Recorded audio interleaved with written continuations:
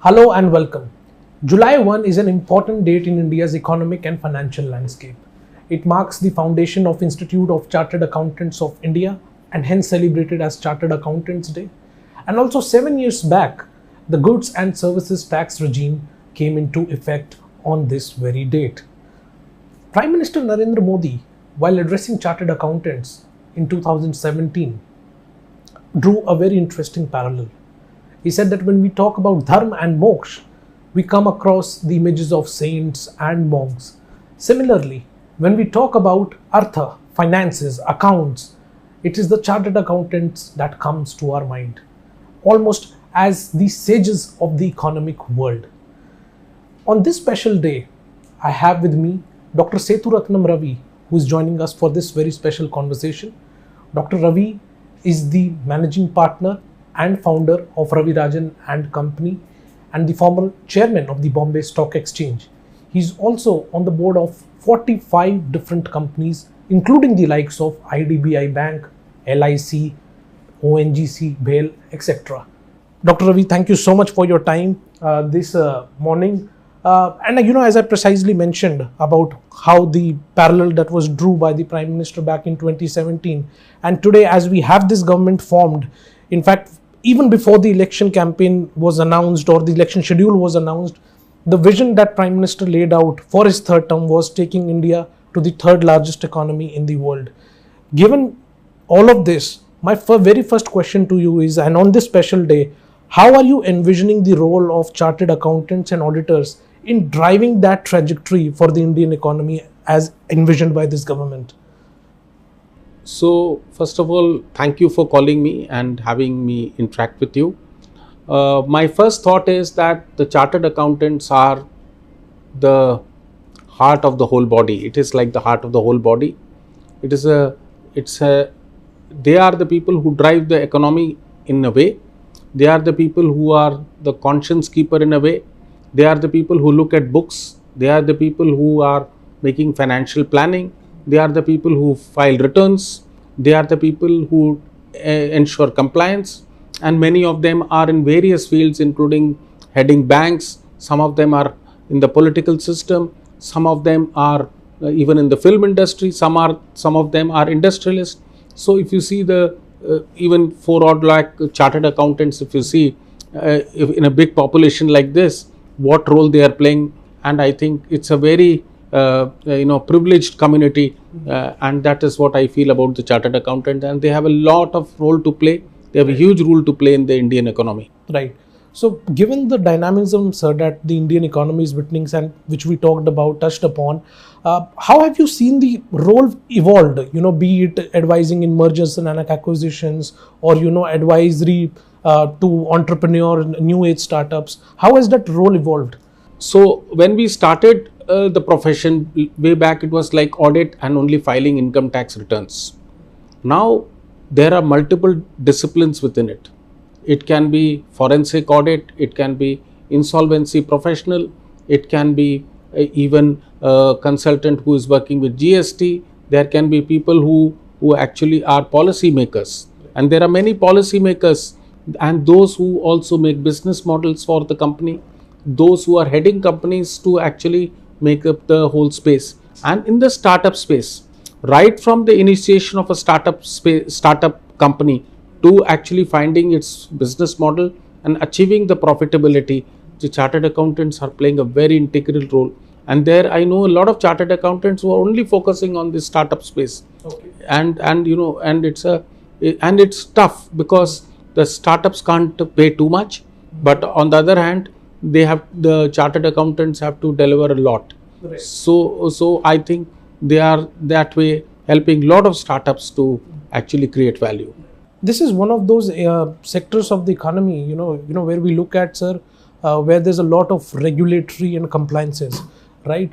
Month by month, we are having record GST collections and the government crediting better compliance on this, to justify those collections. How is the industry navigating the ever-changing regulatory and compliance environment? So when I started the profession, we had a certain bit of acts, rules, regulation. Now any chartered accountant has to grapple with lot of regulatory changes, statutory changes, regulations which are coming. Let us take in GST. There are interpretation issues. There are issues of where there are divided opinions on a particular thing, and to ensure compliance and to see that the department is agreeing to that compliance is a big task by itself. Because as you stated, 2017 to now, it's not been a very long journey for even GST. So if even the department is trying to learn about it. The GST Council is also providing a lot of new regulations, and they are also evolving. For example, there is a lot of issue about criminalization. So there are issues around that. But what is happening is the GST Council is being proactive. It is taking measures, and what is happening with the result. There are new provisions that are getting added, and new rules are coming in. So one has to be on the top of all the rules, and it's a fast changing lane. Actually, it's a very fast changing lane. Very rightly put, sir, that being on top of the rules. But at the same time, I also want to touch upon the part of ethical aspects. The address that I mentioned of the Prime Minister, in that he also mentioned that it is the responsibilities of the CAs and auditors to guide their clients towards a righteous and conductful path. In this context, how do you see the ethical standards evolving, the ICAI's ethical code of conduct, to ensure that? So there has been a lot of talk about ethics, and ethics is as good as the society is. Right. Let me be very frank here.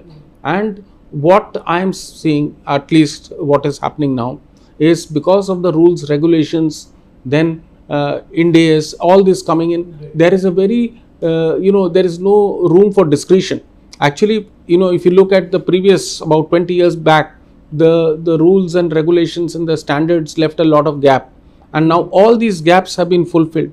That means all the rules are boxed in a way, and that makes the ethics very high, and there is no room for non-ethical practices. Some people do, anywhere in any profession, some people are black sheeps, but generally I find that most chartered accountants are ethical.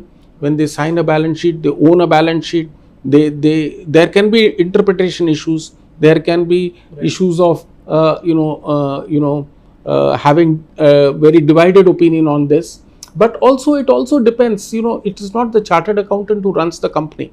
He can only leave a company. He may not be satisfied. He can qualify a report, but the ethical standard has to be met by the promoters, by the businessmen, by all the stakeholders.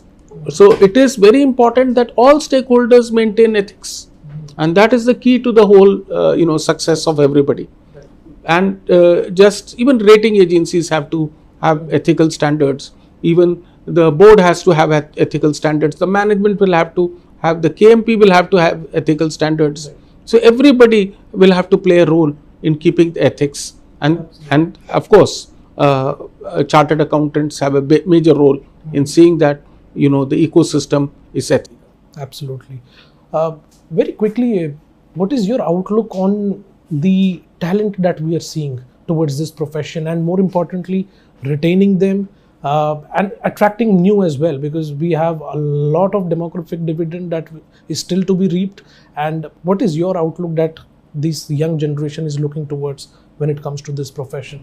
So first of all, let me tell you, very hard to become a chartered accountant. It's not easy. I won't say it's hard, but it's not easy. And there are challenges in becoming a chartered accountant, because the examination percentile is low, and that does discourages a lot of people, because if you don't do anything, then you are neither here nor there. And that is what is a big challenge for all the newcomers or the youngsters who want to do chartered accountancy. Do they have the courage to do it? You should have the courage to do it, and you should have the conviction to do it. And that is why a lot of people in the younger generation, seeing the failures of the past, may not be so encouraged to do it. And also seeing that what especially in the audit line. Nobody wants to enter the audit line as much, because there are a lot of other opportunities for chartered accountants. They can do business, they can do startups, they can do compliance, they can do many other things. And insolvency, it's lot on the plate. So it's the auditing tribe is going to be less, and that is what, out of 92,000 odd firms are there, you just see the how big how much is the whole, leave the big 6 or 8, you see what is the volume and what is the amount that they are earning out of it. So what I personally feel is, this is my thing, that we'll have to encourage more professionals to come to the to this field, because institute is taking all such measures. Because there's this perception that if you do not qualify, what will happen to their career? So that is one challenge which everybody has. Dr. Ravi, a lot of talk about technology in the last 1.5 years, especially since the advent of ChatGPT, artificial intelligence. And while the new generation has a lot of embracement towards these technologies, in this profession, how you're seeing the incumbents also, adopting these technologies in the profession, in day-to-day operations, if you could shed some light. So the younger generation has an absolute advantage, because they are born with technology. Right. And they are born, in a 3-year-old, a third-class child will have an iPhone or a phone, and they know what it is. And we who are on the older side, or who are in the mid-age, find technology to be, we have to train ourselves to this technology, but it is inevitable. The development is so fast in, artificial intelligence, data mining, coming to even, systems, analyzing systems, doing system audit. All this requires technology. You have to have, and institute has done a lot of steps. For example, they have done DISA, which they introduced DISA. So I'm also a qualified DISA. So what happens is, whatever age, means as long as you're in the profession, you got to learn, and that is the key.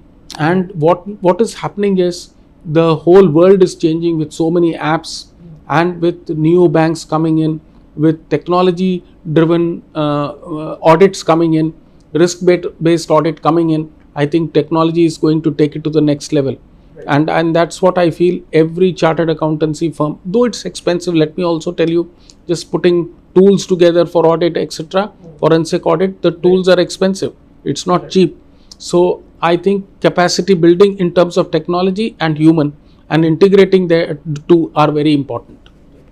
Dr. Ravi, one pertinent issue, and that is being in the news for the last, I think, a week or so, is the big 4 firms coming under ICAI's lens for their networking arrangements with international networks.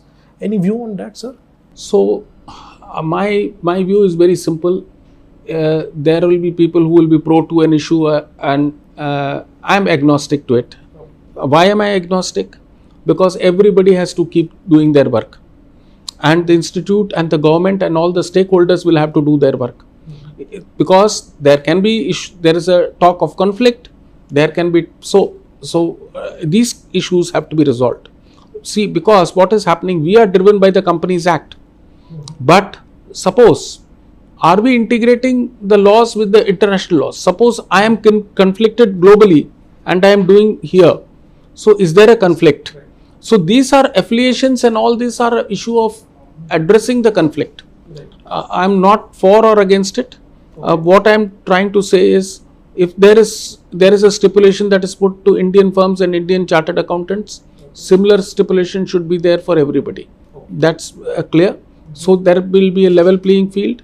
There will be equality of thought, and also equality of governance. Absolutely. You mentioned in the beginning how about the 7 years of the goods and services tax regime, and how there's still scope of improvement. There are people in the profession who are still learning its know-hows. What would be your personal outlook on the reforms that are still needed now that it's around for 7 years? So there are many reforms that can come in. For example, even what we introduced as RERA, the efficiency of the RERA courts can be improved. I think what is important is disposal. So we have introduced laws, IBC can be a faster resolution. Okay. I would like to see more administrative measures being taken to resolve cases faster, Right. and to also bring in more of going away from arbitration to more of dispute resolution, and to resolve disputes, because the cost of resolving disputes is very high. And these are the reforms I would like to see, because, and also I would like to see unified accounting system across everybody, more unified accounting system, which is happening, of course, but I would like to see more of these type of reforms which will actually help, especially, for example, in RERA and IBC. I would like more administrative changes, faster decisions, and quicker resolutions, so that the banks get money, and everybody benefits, all stakeholders benefit. Right. Sir, my last question to you. In the third week of July, this government will present their full budget for this financial year, and a lot of speculation in this whole month of June around some relaxation with respect to the personal income tax. Any particular expectations or your understanding of if there should be any relief on this front? So I expect one, and I'm not making any prediction, Right. but I expect that the personal income tax will be certainly raised to 10 lakhs. That's just my assumption, because I think the government would see what difference does it make here, because you have to increase the tax base, Right. and the tax rate has to reduce, because you can't be just loading all the taxes on a particular set of people. So I think that will be one thing that will happen. Okay. That's one thing that I will see Okay. in the budget. I will see a lot of focus. I see a lot of focus on infrastructure, EV, Okay. and also for Viksit Bharat, which is carbon free, methyl free, all these Okay. initiatives that are coming in. I will see. I hope and see that there will be something on that. I would like to see something on the housing front, where especially housing below 25 lakhs or something gets a interest benefit of some sorts. Right. These are the things that I foresee, and I think it will touch a lot of people, because and I would like to see little bit push on the manufacturing, so that one gets more jobs, and also we don't take self-employment very seriously. How do we promote more self-employment? Right. Employment is one thing, but how do you promote more self-employment? That is also the key. Very rightly put, sir, and I really hope that all of the viewers, and especially the middle class who may be listening to sir's expectation on the personal income tax front, will have some relief hearing that, and will surely expect that when the finance minister presents her final budget for this financial year. That was Dr. S. Ravi on the changing role of chartered accountants, auditors, and their role in driving the Indian economy. Thank you so much for tuning in, and sir, thank you so much for your time. Thank you. Thank you so much.